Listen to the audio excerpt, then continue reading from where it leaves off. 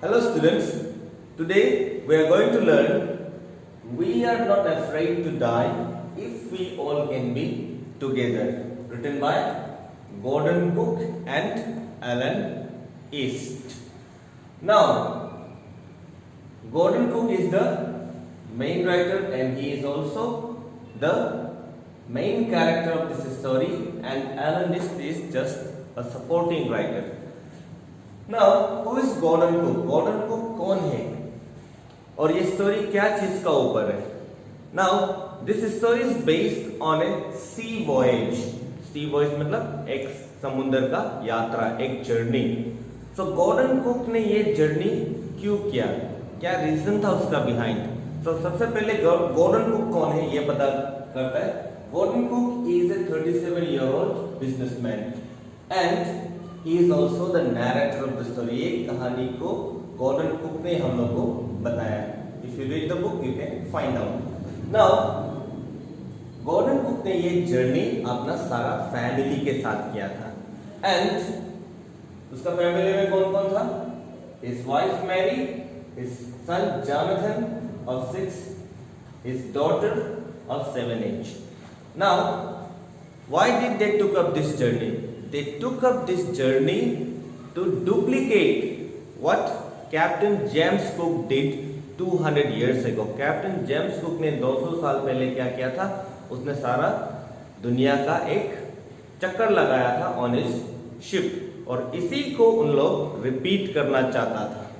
And इसके लिए author ने क्या किया? He spent 16 years to prepare for this voyage. तो ऐसा जर्नी बहुत डेंजरस होता है, नॉट इजी, आराम से नहीं कर सकते ऐसा जर्नी. तो इसके लिए उसने 16 इयर्स प्रिपरेशन किया, तैयारी किया. एंड उसने एक प्रोफेशनली एक शिप को बिल्ड किया. The name of the ship was wave walker. Ship का नाम है वेव वॉकर. नाउ ये जो शिप है ये एक प्रोफेशनली बिल्ट, इसका लेंथ है 23 मीटर लॉन्ग एंड इसका वेट है 30 टन. तो आपको ये याद रखना है. It is wooden hull, means जो शिप का आउटर जो कवर है वो वुड का बना हुआ है. And this ship was tested many times in rough weather. तो ऐसा समुद्र का जर्नी करना इजी नहीं होता है, बहुत सारा रफ वेदर को फेस करना पड़ेगा, इसलिए ये शिप को भी टेस्ट किया गया है. एंड ये जर्नी का प्लान किया था. It was a 3-year journey. 3 साल लगेगा उन लोग को सारा दुनिया का एक राउंड लगाने के लिए. And they started this journey in July 1976. कहां से? From Plymouth in England. England से उन लोग स्टार्ट किया. उसके बाद उन लोग सारा दुनिया को एक राउंड, एक चक्कर लगाना चाहता था. नाउ इंग्लैंड से उन लोग ने स्टार्ट किया. इमेजिन, आप ग्लोब देख लेना. They started in England. England यहाँ पे इमेजिन करो एक ग्लोब है, तो there will the Europe continent. तो इस तरीका से नीचे आप जाएगा, you will find this is the African continent. तो इंग्लैंड से उन लोग पहुंचा Cape Town in South Africa. England से हम लोग निकला और साउथ अफ्रीका केप टाउन पहुंच गया. एंड फॉर दिस, इतना लंबा जर्नी के लिए, what is the distance they covered? They covered 1,05,000 kilometres. तो इस तरीका से they reached Cape Town in South Africa peacefully. Remember, peacefully. तो ये पहला जो जर्नी था, first leg of the journey, there was no problem, no atrocious weather. कोई वेदर का कोई प्रॉब्लम नहीं था, आराम से हम लोग इंग्लैंड से साउथ अफ्रीका पहुंच गया. Next, when they reach south Africa, जब साउथ अफ्रीका पहुंचा उन लोग ने क्या किया? They hired 2 crewmen. 2 आदमी उन लोग हायर कर लिया, क्रूमैन. 2 सेलर उन लोग ने हायर कर लिया. कौन कौन? There was an American by the name Larry Weasel and a person from Switzerland, Herb Seigler. ये 2 आदमी को लोग ने हायर कर लिया. क्यों? क्योंकि इसका आगे जो जर्नी होने वाला है इसका आगे उन लोग जो जर्नी करने वाला है, ये जर्नी उन लोग का थोड़ा डेंजरस है। That is they had to cross this Southern Indian Ocean. Remember, Indian Ocean is the only ocean in the world which is named after a country. तो Southern Indian Ocean, जो this part of the world, this is the Indian Ocean. यहाँ पे आपको India मिलेगा. So this whole area is the Indian Ocean right after to the Antarctica. तो Indian Ocean को उन लोग को अभी क्रॉस करना है. And the Indian Ocean is known as one of the roughest सी. तो इस सी को उन लोग कवर करने के लिए, इस डेंजरस पार्ट को कवर करने के लिए they had to hire two crew members, that is American Larry Vigil and Swiss Herb Segler. आपको ये याद रखना पड़ेगा. Now from the next day encountered a strong wind and waves as high as the main mast of about 15 meters. That means जब उन लोग Cape Town से निकला, यहाँ केप टाउन उन लोग पहुंचा, केप टाउन से जब आगे जर्नी स्टार्ट किया, अगला दिन से ही from the next day onwards they had to face rough weather. हवा तेज चलने लगा, waves are very high. You see as high as the main mast. What is the main mast? Imagine a ship. आप लोग ship देखा होगा, ship का बीच में एक लंबा सा पोल रहता है, देखा होगा, जहां पे सेल को बांधा जाता है. तो this pole is the main mast. ये होता है आपका मेन मास्ट. और वेव्स, इमेजिन कितना बड़ा waves, they were just like the height of the main mast of 15 meters high waves. You can imagine boat किस तरीका से चल रहा होगा, तो कैसा डेंजरस होगा सिचुएशन. उसके बाद they continue their journey. Imagine उन लोग जुलाई में स्टार्ट किया था, अभी टाइम हो गया दिसंबर. अब 25 दिसंबर का अपडेट दिया राइटर ने. On 25 December 1976 they covered 3500 kilometre east of Cape Town. Cape Town का ईस्ट मतलब इस डायरेक्शन में दे कवर्ड 3500 किलोमीटर्स उन लोग ने कवर किया. 3500 किलोमीटर्स. उसके बाद उन लोग शिप में ही क्रिसमस और न्यू ईयर भी सेलिब्रेट किया. फिर you see the next date is 22 January. अब क्रिसमस भी खत्म हो गया और न्यू ईयर भी पार हो गया. The date is 22 January 1977. Now the weather condition worsened. Weather और खराब होने लगा. अब इस कंडीशन को देखते हुए उन लोग को क्या करना पड़ा? They had to lash everything. Means हर चीज को बांधना पड़ा. क्यों? कुछ भी हो सकता है, कुछ भी चीज बिखर जाएगा. जब वेव्स शिप का ऊपर गिरने से ये वेव्स अगर शिप का ऊपर आएगा तो क्या होगा? हर चीज समुद्र में चला जाएगा. So therefore they had to tie everything. And they also went for life saving drills. Life saving drills का मतलब क्या होता है? Drills means practice. तो अगर ऐसा कुछ अनवांटेड सिचुएशन आ जाता है, ऐसा कोई डेंजरस सिचुएशन आ जाता है, then what they need to do, क्या करना पड़ेगा, कैसे खुद को बचाएगा. तो दैट काइंड ऑफ प्रैक्टिस उन लोग ने किया इस सिचुएशन को फेस करने के लिए. उन लोगों को लगा कि अभी तो कुछ ना कुछ डेंजरस होने वाला है. सो देयरफॉर उन लोग ने हर चीज को बांध लिया. उन लोग ने जो लाइफ जैकेट्स होते हैं वो पहन लिया, खुद को रॉप से बांध लिया, लाइफ लाइन. तो इस तरीका से उन लोग प्रिपेयर किया डेंजर को फेस करने के लिए. अगेन जो उन लोग ने इंतजार किया था, जिस चीज का उन लोग एक्सपेक्ट किया था, वो अल्टीमेटली हो ही गया. So that is on the 2nd January itself around 6 p.m. शाम को 6 बजे के आसपास disaster took place. A wave dropped over wave walker and the writer got injured with the ship battery damage. और इमेजिन करो एक वेव, इस तरीका से जो वेव आ रहा है, एक वेव शिप के ऊपर में गिर गया. The writer was on the deck of the ship.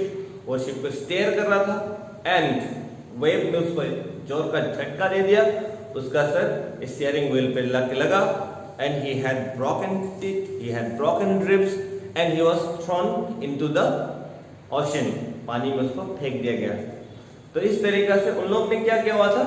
अपना बॉडी से, सबने अपना बॉडी से रॉप बांध के रखा हुआ था और इसका वजह से राइटर जो ऑलमोस्ट अनकॉन्शियस हो गया था, अचानक रॉप का झटका से उसको होश आ गया। फिर दूसरा वेव ने वापस उसको, और जो रॉप का झटका था उसने वापस उसको शिप पे फेंक दिया।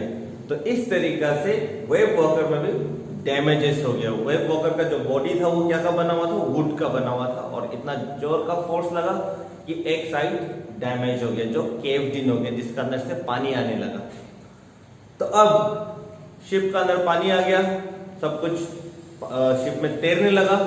तो इस तरीका से अब क्या होगा, अब इन लोग को बचने के लिए इन लोग क्या करना पड़ेगा, शिप से पानी निकलना पड़ेगा, otherwise the ship will get sink in the bottom of the ocean. So therefore जो उन लोग का जो दो क्रूमैन था, Larry and Herb, they were pumping out water like madman, पागल का तरह पानी बाहर फेंकने लगा। एंड जो नैरेटर था वो शिप को रिपेयर करने का कोशिश किया ताकि पानी ज्यादा जोर से ना आए, और मेरी जो स्टीयरिंग व्हील को कंट्रोल कर रहा था। और जो चिल्ड्रन था उन लोग ने भी एडल्ट्स को सपोर्ट किया, दे वर नॉट पैनिकिंग, उन लोग ने रोना धोना शुरू नहीं किया। तो इससे क्या पता चलता है, how they were prepared for this journey. तो इस तरीका का, और यहाँ से एक और चीज हम लोग को सीखने भी मिलता है कि अचानक कभी इस तरीका का डेंजरस सिचुएशन फेस करेगा तो हम लोग को बचने का कोशिश करना चाहिए, ना कि हम लोग को क्या करना चाहिए, पैनिक होना चाहिए। इसके बाद देखो, again on 3rd January 1977 water level were under control, पानी थोड़ा सा कंट्रोल में आ गया, because they were continuously pumping out water from the ship. And अब नैरेटर क्या कर रहा है, he was preparing for how many years? He was preparing for 16 years. ऐसा सिचुएशन के लिए वो पहले से तैयार था। तो देयरफॉर शिप डैमेज हो गया और हम लोग ये जर्नी को बहुत आगे तक कंटिन्यू नहीं कर सकता है। तो देयरफॉर हम लोग को क्या करना पड़ेगा, लैंडिंग के लिए एक आइलैंड या एक कोई लैंड मास खोजना पड़ेगा। So therefore the writer work with his maps and all, with his compass, और उसका जो मेन कंपास था वो भी पानी में कहीं यहाँ वहां चला गया, तो उसको एक स्पेयर कंपास से काम करना पड़ा। फिर भी उसने क्या किया, मैप का सहारा और कंपास का सहारा से अपना लोकेशन को पता करके, and they were also continuously making mayday calls. आप लोगों को मालूम होगा मेडे कॉल्स, आप लोग फिल्म्स वगैरह में देखा होगा, मेडे बोलते हैं रेडियो में। इट मींस आसपास कोई शिप वगैरह होगा तो उन लोग का रेस्क्यू के लिए आ सकता है, लेकिन उन लोगों को रेडियो पे कोई रेस्पॉन्स नहीं मिल रहा था। तो अपना कोशिश उन लोग कंटिन्यू करना पड़ेगा। तो देयरफॉर राइटर ने क्या किया, उसने मैप का थ्रू उसने 2 आइलैंड पता किया। Those 2 islands are pinpricks, 2 pinprick islands। मतलब एक इतना बड़ा समुद्र में छोटा सा आइलैंड जिसको लोकेट करना बहुत मुश्किल है। एंड जो आइलैंड उन लोग का ज्यादा करीब था, दैट वाज आइल एम्स्टर्डम। और ये आइल एम्स्टर्डम क्या है, this is island and it is occupied by French scientist. वहां पे फ्रेंच साइंटिफिक बेस बना के रखा हुआ है और साइंटिस्ट लोग वहां पे एक्सपेरिमेंट्स करते हैं। सो देयरफॉर उस आइलैंड पे उन लोग पहुंचने का अभी प्लान किया है। और ये एक बहुत छोटा सा आइलैंड है, this just 65 kilometre wide island, only 65 kilometre wide. तो बहुत छोटा आइलैंड है और इस आइलैंड को लोकेट करना इतना बड़ा समुद्र में, इट इज वेरी डिफिकल्ट, और ऐसा वेदर में। But then they continue to fight with this situation. And on 4th January 1977 they had their meals in almost 2 days. और जब उन लोग का एक्सीडेंट हुआ था वो 2nd जनवरी था, और 4th इतना उन लोग बिजी था, सोया नहीं है, रुका नहीं है, बस कंटिन्यू वाटर पंप आउट करते गया, किस तरीका से बचेगा ये प्लान करते रहा। सो देयरफॉर ऑलमोस्ट 2 दिन के बाद उन लोग खाना खाया, और ये खाना भी क्या हुआ, शिप के अंदर पानी में तैरता हुआ कुछ कॉर्न बेस वगैरह हम लोग को मिला था, and they had some biscuits also. In the evening John told his father, और उसी शाम को जो जोनाथन है 6 years old, उसने बोला अपना फादर को, वी आर नॉट अफ्रेड, जो आपका टाइटल है, we are not afraid to die if we all can be together. So you can see the courage of the children. ये बच्चा लोग courage को देखो, ऐसा सिचुएशन पे है, राइटर ने ऑलमोस्ट होप छोड़ दिया, फिर भी still he is finding no doubt, लेकिन उसको ज्यादा होप नहीं है बचने का, फिर भी बच्चा लोग का करेज भी आप देख सकता है, how courageous they were. You can see the courage of these children, they are not afraid to die, मरने के लिए भी तैयार है अगर सब साथ में रहेगा तो. So this is their mindset, and this gives the writer to fight with this water with more force, with more intelligence.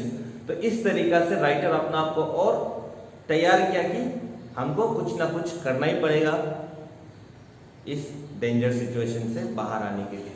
And इस तरीका से they continue to move on and they continue to face the bad weather situation.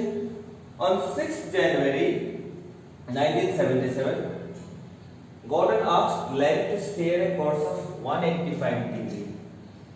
अब writer ने Larry को बताया, अब तुम 185 degree आपको स्टेयर करना है शिप को, and according to his calculation, if they are lucky they will reach the island around 5 PM. तो ये आइलैंड से डाउन पे वो लोग कितना बजे पहुंचेगा? 5 PM. This was the calculation of the writer. And finally, जब उसने बोला लैरी को 185 डिग्री स्टेयर करने के लिए, उसके बाद वो थोड़ा सा नीचे गया केबिन में, उसके बाद वो थोड़ा देर के लिए सो गया. And he woke up at 6, और जब वो जागा and other members in the ship they didn't wake him up, उसको जगाया नहीं, उसको सोने दिया, क्योंकि बिकॉज उसका बॉडी में इंजरी भी है, प्लस उसने जो कर दिखाया, हम लोग सोचा कि इसको चलो थोड़ा सोने देते हैं. तो जब वो 6 बजे जागा तो थोड़ा अंधेरा हो गया था, और राइटर ने सोचा कि नहीं, मेरा कैलकुलेशन खराब हो गया, and we had missed the island because it is just a 65 kilometre wide island, एक छोटा सा आइलैंड है, और इस आइलैंड को इतना बड़ा सी में सोचा कि राइटर मिस कर दिया. तो जोनाथन आया उसके पास, उसने बोला you are the best daddy in the world and best captain ever. तो राइटर ने बोला कि नहीं, आज नहीं, आज हम लोग नहीं बचा, आज हम आप लोग को बचा नहीं सका, आज हम बेस्ट कैप्टन नहीं है. बट देन जब वो डेक पे गया, जब उसने बाहर देखा तो क्या देखा है? बाहर पे आइलैंड दिख रहा है. सो दिस इज द क्या a victorious moment for the writer. और उन लोग ने डिसाइड किया शाम को वहीं पे शिप पे ही रुकेगा. And in the morning on 7th January 1977 they landed on the island and received by 28 inhabitants of the island. So 28 scientist वहाँ पे काम कर रहा था, उन लोग में सारा आया, उन लोगों को रिसीव किया. और सू का सर पे चोट लगा था, ब्लड क्लॉट हो गया था, उसका ब्लैक आइस हो गया था, तो सू को एक माइनर ऑपरेशन से गुजरना पड़ा. उसका ब्लड क्लॉट निकालने के लिए 6 minor operations she had to go through, but then what happened? Finally the family was saved. तो इस तरीका से उन लोगों का जान बच गया. तो क्यों जान बच पाया? Because the writer he worked for 16 years, ऐसा सिचुएशन के लिए वो तैयार किया था. तो यहाँ से क्या पता चलता है? बहुत डेंजरस सिचुएशन में भी अगर आप आ जाएगा, बहुत खराब कंडीशन पे भी अगर आ जाएगा, लेकिन आपका तैयारी बहुत अच्छा है, आपका एग्जाम कोई ले लो, आपका तैयारी बहुत अच्छा है, तो आप बहुत सारा डिफिकल्ट क्वेश्चंस आ जाने से भी आप निकल सकते हैं. तो ये स्टोरी से हम लोग को ये चीज सीखने को मिलता है. और दूसरा पॉइंट क्या है? दूसरा पॉइंट ये है, इस तरीका का एडवेंचरस जो एक्टिविटीज है जहाँ पे लाइफ का रिस्क होता है, तो ऐसा रिस्क हम लोग को लेने का जरूरत है क्या? किसी को एवरेस्ट में इतना डेंजरस सिचुएशन पे चढ़ने का जरूरत है क्या, जहाँ पे जान भी जा सकता है? इस तरीका का सी जर्नी लेने का जरूरत है क्या? But this is a question for you all. आप लोग इसको सोचिए, इसको डिसाइड कीजिए. You don't need to answer me. आप लोग सोचिए, अगर जरूरत है तो क्यों? या जरूरत नहीं है तो क्यों? तो जरूरत भी हो सकता है या जरूरत नहीं भी हो सकता है, लेकिन अल्टीमेटली क्या होगा, अगर इस टाइप का हम लोग जर्नी करता है या इस टाइप का एक्टिविटीज करता है, वहां से हम लोग को बहुत सारा चीज लाइफ एक्सपीरियंस मिलता है. So that is the point, and you go through the book also and you can give comments also. So thank you for today.